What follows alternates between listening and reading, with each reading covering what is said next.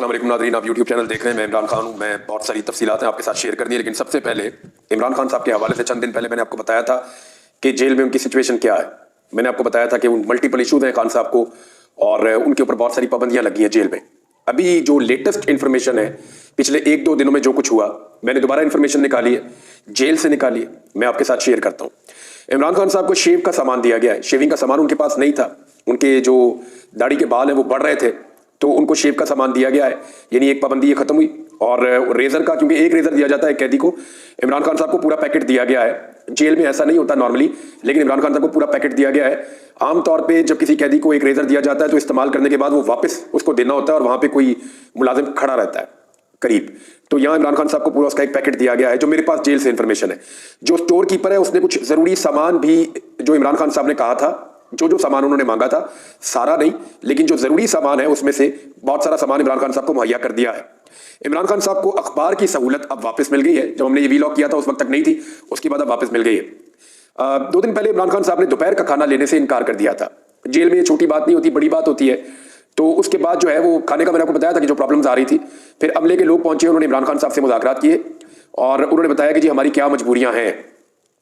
एक और जेल से जो मुझे खबर आई, अब उसके अंदर मुझे कोई तफसील नहीं बता पा रहा क्योंकि उन्हें आइडिया ही नहीं है। मुझे ये खबर आई कि 2 मरतबा इमरान खान साहब से कुछ लोगों ने मुलाकात की है जेल में, और ये मुलाकात रात के वक्त हुई है। अब ये कौन लोग थे, कहां से आए थे, क्यों मिले इमरान खान साहब को, इसके बारे में कोई इंफॉर्मेशन नहीं है, क्योंकि जब वो मुलाकातें हुई तो वहां पे जेल के अमले का कोई बंदा मौजूद नहीं था। हाँ, ये जरूर है कि जो आए वो प्रोटोकॉल के साथ आए और 2 लोगों ने इमरान खान साहब से अलग अलग जेल में मुलाकात की है, और उसके बावजूद इमरान खान साहब पे सख्ती रही और फिर अब हालात जो है वो बेहतरी की तरफ जा रहे हैं। ये जब इमरान खान साहब ने खाना नहीं खाया दोपहर का, जब पूरी दुनिया के अंदर शोर मच गया, जब आलमी सतह के ऊपर आवाज उठी, तो ये छोटी छोटी चीजों की इंफॉर्मेशन मेरे पास आई थी, ये मैंने आपके साथ शेयर की है। लेकिन इसके बावजूद इमरान खान साहब को पहले जैसा जेल के अंदर जो माहौल है वो तो नहीं है। यानी इमरान खान साहब जिस तरह पहले वॉक करते थे या उनकी मुलाकातें होती थी, वकला से मिलते थे, सहाफियों से उनकी बातचीत हो जाती थी, ये सारी चीजें रोकी गई हैं। फजलुर रहमान साहब नवाज शरीफ साहब के घर गए थे मिलने के लिए। नवाज शरीफ साहब ने जाती उम्र में सारों को इकट्ठा किया, और ये ऐसा लगता है कि हुकूमत की जानिब से आखिरी पैंतरा था कि फजलुर रहमान साहब को काबू कर दिया जाए। फजलुर रहमान साहब भी थे, बिलावल भी थे, बाकी पॉलिटिकल पार्टीज भी थी। तो मियां साहब ने हुकूमत का सारे इत्तेहादी बुलाए हुए थे, साथ फजलुर रहमान साहब को बुलाया हुआ था कि अगर हम सब इकट्ठे हो जाए तो आईनी तरमीम हम कर सकते हैं। तो नवाज शरीफ साहब ने आखिरी कोशिश की है। नवाज शरीफ साहब ने क्या किया पहले वो बताता हूं, फिर बताता हूं पाकिस्तान में इस आईनी तरमीम के लिए क्या कुछ ऐसा किया जा रहा है जिसे पाकिस्तानी कभी नहीं भूलेंगे। यानी जब एक कौम के साथ जुल्म होता है ना, जुल्म को लोग भूल जाते हैं, डंडे पड़ते हैं लोग भूल जाते हैं, बाद में हंस के बता रहे होते हैं मुझे भी वहां डंडे पड़ गए थे। लोग गिरफ्तार होते हैं, भूल जाते हैं। लेकिन जब लोगों की इज्जत के ऊपर हमला होता है ना, जब एक लेवल से ज्यादा निजाम गिर जाता है, फिर लोग भूलते नहीं है, फिर उसका रिएक्शन आता है, आता ही रहता है, आता ही चले जाता है, वो खत्म नहीं होता। मैं आपको इसके बारे में भी बताऊंगा कि अभी क्या हो रहा है, लेकिन पहले आप ये ले लें कि मौलाना फजलुर रहमान साहब की जो बातचीत हुई, इस हवाले से मौलाना फजलुर रहमान साहब से रब्ता किया फौरी तौर पर। जैसे ही वो अपनी गाड़ी में आकर बैठे और वो निकले वहां से मियां साहब के घर से, तो अखुनज़ादा यूसुफ साहब का रब्ता हुआ उनसे। उन्होंने जो बातचीत की मौलाना फजलुर रहमान साहब से डायरेक्ट, वो बातचीत भी मैं आपको बता देता हूं, और जो दीगर सोर्सेज से खबरें मेरे पास आई इस मुलाकात की, वो भी मैं आपको बता देता हूं। पहले तो आप ये देखें कि मौलाना फजलुर रहमान साहब वहां पे मीडिया से बात करना चाह रहे थे, जब इसहाक डार साहब और वजीर कानून वो उनको वहां से लेकर जबरदस्ती चले गए। मीडिया आवाजें दे रहा था, सवालात कर रहा था, और मौलाना साहब बात करना चाह रहे थे, लेकिन उन्होंने कहा नहीं बस बस चले चले चले। अब मैं आपको ये बताता हूं कि जब ये मुलाकात हुई तो इसमें दोबारा से मुस्लिम लीग नून ने और पीपल्स पार्टी ने अपने मुसव्वदे पर अमल दरामद करवाने की कोशिश की। बिलावल पहले ही बता चुके थे मियां साहब को कि मियां साहब ये चीजें जो है मौलाना फजलुर रहमान साहब नहीं मान रहे, तो आपने मनानी है। जो सबसे हैरत अंगेज चीज इस मुलाकात में से निकल कर आई, मैं आपको बताऊंगा तो आपको पता चलेगा कि मियां नवाज शरीफ ने अपनी 40-45 साल की सियासत में कुछ नहीं सीखा। मियां साहब ने डिक्टेटरशिप का सामना भी किया, फिर भी कुछ नहीं सीखा। मियां साहब खुद साख्ता जिला वतनी में 2 दफा चले गए, फिर भी मियां साहब ने कुछ नहीं सीखा। मियां साहब ने कुछ नहीं सीखा, क्योंकि मियां साहब मांग क्या रहे थे? आर्टिकल 8। मियां साहब का सबसे ज्यादा फोकस और सबसे ज्यादा जोर, मैंने आपको कल बताया था कि बिलावल का सबसे ज्यादा फोकस और सबसे ज्यादा जोर इस बात पे था कि फौजी अदालतें कायम की जाए, पाकिस्तान तहरीक इंसाफ को उनके अंदर रगड़ के बिल्कुल ग्रैंड कर दिया जाए, तबाह कर दिया जाए। मियां नवाज शरीफ साहब का भी सबसे बड़ा फोकस यही था कि कुछ भी करें मौलाना साहब, इस पे आप हमारे साथ खड़े हो जाएं। आईडी अदालतों के हवाले से आपने बहुत बात कर ली है, वहां हम आपकी बात मान लेते हैं। ये जो आर्टिकल 8 है, बुनियादी इंसानी हुकूक वाला मामला जो है पाकिस्तान में, इस पे मियां साहब ने कहा कि आप हमारी मदद करें मौलाना साहब। और इस पे मौलाना साहब से मियां साहब बार बार क्या मांग रहे थे कि हमें फौजी अदालतों का आप हथियार दे दें, ताकि इमरान खान साहब को हम अच्छी तरह स्क्रू कर सकें, इमरान खान साहब को हम हमेशा के लिए अंदर रख सकें। लेकिन नवाज शरीफ को यह नजर आ गया, आसिफ अली जरदारी को भी नजर आ गया कि एक आध मरतबा तो हो सकता है फॉर्म 47 के ऊपर जाली हुकूमत बना दी जाए, और तब काजी फायद ईसा साहब चीफ जस्टिस ऑफ पाकिस्तान थे। अब आइंदा जब काजी फायद ईसा साहब चीफ जस्टिस ऑफ पाकिस्तान नहीं होंगे तो दोबारा इलेक्शन में इतनी बड़ी सहूलतकारी कैसे मिलेगी? क्या कोई यकीन दिला सकता है कि अगले इलेक्शन में बल्ले का निशान नहीं होगा तहरीक इंसाफ के पास? क्या कोई यकीन दिला सकता है कि इसी तरह की फॉर्म 47 की हुकूमत बन जाएगी? तो अब लोगों को मायूस करने का एक ही तरीका रह गया कि आईनी तरमीम करवा के इमरान खान साहब को सारी जिंदगी के लिए जेलों में बंद कर दिया जाए और उन्हें कभी बाहर ना आने दिया जाए। अब ये एक घटिया तरीन सियासत है, जमहूरियत के नाम के ऊपर धब्बा है, इक्तदार की हवस में ये लोग अपनी तमाम इकदार भूल चुके हैं, और ये पड़ी हुई है PMLN की भी जमहूरियत, यानी जमहूरियत के चैंपियन और दावेदार जो कहते हैं हमने जमहूरियत के लिए बड़ी लड़ाई लड़ी है। सिचुएशन इनकी ये है कि वो क्या मांग रहे हैं, आर्टिकल 8 में सहूलतकारी मांग रहे हैं, और उसके अलावा क्या मांग रहे हैं? उसके अलावा मांग रहे हैं जी फौजी अदालतें आप हमें बनवा दें। तो मौलाना फजल रहमान साहब ने वहां पे भी किया चिट्टा इनकार। फजल रहमान साहब ने कहा जी ये भी मैं नहीं कर रहा। अब फजल रहमान साहब उनको कुछ अपने करीब लेकर आए, उन्होंने कहा जी आईनी अदालत नहीं बनाते, लेकिन आईनी तरमीम के जरिए से आईनी बेंच बनाने की तरफ चले जाते हैं। बेंचेस की तश्कील के अंदर कोई ऐसा तरीकाकार, और इसके लिए तो आईनी तरमीम की जरूरत भी नहीं है। ये तो सुप्रीम कोर्ट ऑफ पाकिस्तान से आप बात करें, प्रैक्टिस एंड प्रोसीजर कमेटी ये चीजें कर सकती है, और ये सिंपल कानून साजी के जरिए भी ये चीजें हो सकती हैं। बहरहाल फजल रहमान साहब को ये रिक्वेस्ट की गई जी, बाहर मीडिया मौजूद है तो थोड़ा सा जरा ये स्टेटमेंट दे दे कि हम करीब आ गए हैं, ताकि लोगों की आस ना टूट जाए। तो फजल रहमान साहब क्योंकि वफादार आदमी होगा, ठीक है चलो यार, फजल रहमान साहब चले गए। वहां पे इन्होंने अपनी बातचीत की, फजल रहमान साहब ने कहा करीब आ गए, लेकिन ये नहीं बता पाए कि किस चीज पे करीब आ गए। और फजल रहमान साहब ने कहा कि जो इनका मुसव्वदा था हमने मुस्तरद किया है, मुसव्वदा वही है जो फजल रहमान साहब का है, और फजल रहमान साहब के मुसव्वदे पे जो चीजें वो इन्हें काबिल कबूल नहीं है। अब फजल रहमान साहब के बगैर आईनी तरमीम नहीं हो रही। जैसे जैसे ये खबरें बाहर निकल रही थी कि जनाब फजल रहमान साहब कुछ नहीं कर पाएंगे, साथ साथ फस्तायत अपने उरूज पे जा रही थी। मैं आपको बताता हूं कि आज के दिन में क्या वाकयात हुए हैं ये गुज़िश्ता रात में। एक तो शाह महमूद कुरैशी साहब, वो 1 साल से जेल में, उनका बेटा भी जेल जा चुका है, पूरी फैमिली को जो है वो अजाब में मुब्तला किया हुआ है। तो शाह महमूद कुरैशी साहब की बहू जो कि जैन कुरैशी MNA उनकी बीवी है, उनको अगवा कर लिया गया उनके घर के बाहर से। और अजीब बात यह कि चंद गज के फासले पे पाकिस्तान के वजीर दाखिला का घर है। ये घर है शाह महमूद कुरैशी साहब का, और मोहसिन नकवी का घर है ये साथ ही, चंद गज के फासले पे। और वहां से अगवा किया गया शाह महमूद कुरैशी साहब की बहू को, और जैन कुरैशी की वाइफ है वो। और जब इनके घर से गाड़ियों के पीछे गई, 3 गाड़ियों पे अगवा किया, मास्क पहने हुए थे नामालूम अफराद ने, उन्होंने अगवा किया। जब गाड़ी पीछे गई तो 2 वीगो डालों ने गाड़ी का रास्ता रोक दिया और ब्लॉक कर दिया। अब उनकी जो भाभी है वो भी गैर सियासी है, ये बता रही थी जैन कुरैशी की बहन मेहरबानो कुरैशी साहबा कि जी मेरी भाभी भी गैर सियासी, उनके घर वाले भी गैर सियासी, सारे परेशान हैं। उनकी 3 साल की और 5 साल की 2 बच्चियां हैं, वो रात को सो रही हैं, सुबह उठेंगी वो अपनी मां को ढूंढेंगी। तो ये जनाब सिचुएशन उनके साथ हो रही है। तो ये आग सबके घर में आनी है। ये देखें, ये शुरू हो गया ना मामला। ये जो लोग आज PMLN में और पीपल्स पार्टी में बैठे हुए एंजॉय कर रहे हैं ना, बड़ी बड़ी सीटों के ऊपर बैठे हुए एंजॉय कर रहे हैं, वजारतों के ऊपर बैठे एंजॉय कर रहे हैं, ये सारे इस बात को लिख कर लें और याद रखें, हुकूमतें बदलती रहेंगी, कभी आप हुकूमत में कभी अपोजिशन में, ये जुल्म आपके दरवाजे पे आना है। ये आग अब लग चुकी है, इसका सेक आपके घर में पहुंचेगा और आपको इसका सामना करना पड़ेगा।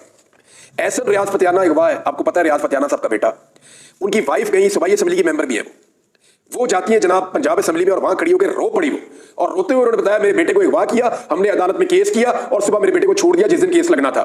6 घंटे के बाद मेरे बेटे को दोबारा उठा लिया। और दबाव क्या डाला जा रहा है मेरे शौहर के ऊपर जो MNA है रियाज फतियाना कि आकर तरमीम के हक में वोट डालो। रोते हुए एक मां ने वहां पे असेंबली के फ्लोर पे खड़े होकर बात की, और वो बेटा भी जो है वो पहले उसी असेंबली का मेंबर था, पंजाब असेंबली का। कोई इंसाफ नहीं है, कोई सुनने वाला नहीं है, कोई दादरसी करने वाला नहीं है।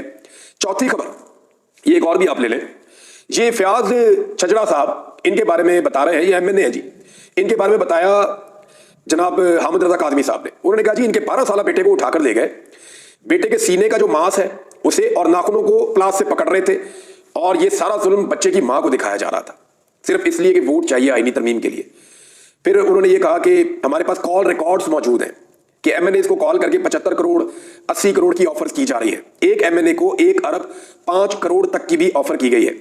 शफकत ऐवान साहब के पास सारी गुफ्तगू रिकॉर्डेड भी मौजूद है एक MNA के पास, ये भी उन्होंने बताया जनाब। अब इसके अलावा आप ये देखें कि अख्तर मेंगल साहब क्या बता रहे हैं। अख्तर मेंगल साहब बता रहे हैं कि मेरे लॉजिक के ऊपर रेड हुई है, और उसके अलावा जी मेरी जो सेनेटर है नसीमा एहसान, 2 सेनेटर है ना अख्तर मेंगल साहब के पास बलूचिस्तान से, उन्होंने कहा जी सेनेटर नसीमा एहसान को अपार्टमेंट में, उनके अपार्टमेंट के अंदर महसूर कर दिया गया है और उनका बेटा अगवा कर दिया गया है। यानी एक और सेनेटर उनको महसूर कर दिया और उनका बेटा अगवा कर दिया। एक और सेनेटर है इन्हीं की जमात के सेनेटर कासिम, इनके बारे में अख्तर मेंगल साहब बता रहे हैं कि उनके 8 बजे अस्पताल में डायलिसिस थे। ये गुर्दों के डायलिसिस जो होते हैं, इसके बगैर आपको पता है मरीज के लिए बड़ा इशू हो जाता है। उनके डायलिसिस थे 8 बजे इस्लामाबाद के एक अस्पताल में। वो कह रहे हैं उस वक्त से लेकर अब तक वो अपने बेटे समेत गायब हो गए हैं। ये किस तरह की जमहूरियत है? ये जनाब सवाल जो है पूछा है। अब मेरे दिमाग में भी एक सवाल आ रहा है सादा सा, क्या नवाज शरीफ और आसिफ अली जरदारी की सियासत यहां पहुंच गई है कि माओ को मजबूर किया जाएगा, माओ को, बहनों को, बेटियों को, बीवियों को उठाया जाएगा, अगवा किया जाएगा? आपको पता है हमारा दीन जो है इस्लाम इतना खूबसूरत मजहब है, हमारे दीन में ये बात बताई गई है और इसकी ताकीद की गई है। हमारे आका नबी अकरम सल्लल्लाहु अलैहि वसल्लम ने फरमाया था कि दुश्मन के साथ जंग भी हो ना तो औरतों और बच्चों के ऊपर अटैक नहीं करना। यानी दुश्मन जो मुसलमान नहीं, गैर मुस्लिम दुश्मन के ऊपर भी आपने अटैक करना है तो आपने औरतों और बच्चों को नुकसान नहीं पहुंचाना। नबी अकरम सल्लल्लाहु अलैहि वसल्लम को जब पता चला कि एक लड़ाई के दौरान जब दुश्मन के कुछ बच्चे भी नरगे में आकर मारे गए तो आपने बड़ा इसका अफसोस किया और बार बार किया, बड़ी मुलामत हुई इसकी। तो मामला यह है कि आज सिर्फ एक आईनी तरमीम के लिए अपने ही मुल्क के अरकान असम्बली की बीवी महफूज नहीं है, बेटी महफूज नहीं है, माएँ महफूज नहीं है, बच्चियां महफूज नहीं है। ये क्या चल रहा है?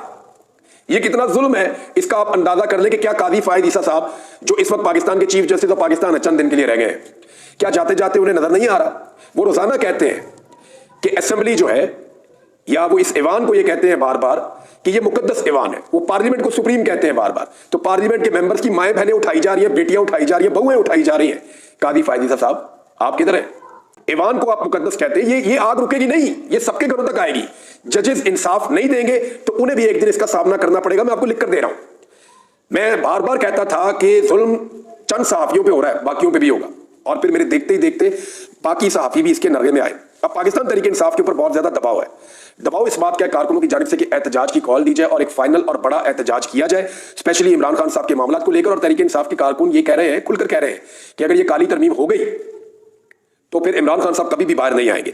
लिहाजा जो करना है वो अभी किया जाए, वरना ये वक्त पाकिस्तान तहरीक इंसाफ की क़यादत ज़ाया कर देगी। और बहुत सारे लोग जो है वो इस बात को मानते भी हैं कि ये हो सकता है। एजाज सैयद साहब ने खबर दी, एक और चीज भी ऐड कर दें। उन्होंने कहा जी ख्वाजा शराज साहब जो MNA है PTI के, उनके घर पर रेड की तो उनकी छोटी बच्ची है, उसने एक ना पेट पाला हुआ है कुत्ता, तो वो जो लोग रेड करने हैं वो कुत्ता उठा के ले गए। वो बच्ची बेचारी अपने कुत्ते के लिए रो रही है, वो बेचारी वो उदास है कि मेरा कुत्ता उठा के ले गए, ताकि घर वालों पे प्रेशर बने। दोबारा रेड करने आए, मुलाजमों के मोबाइल उठाकर ले गए।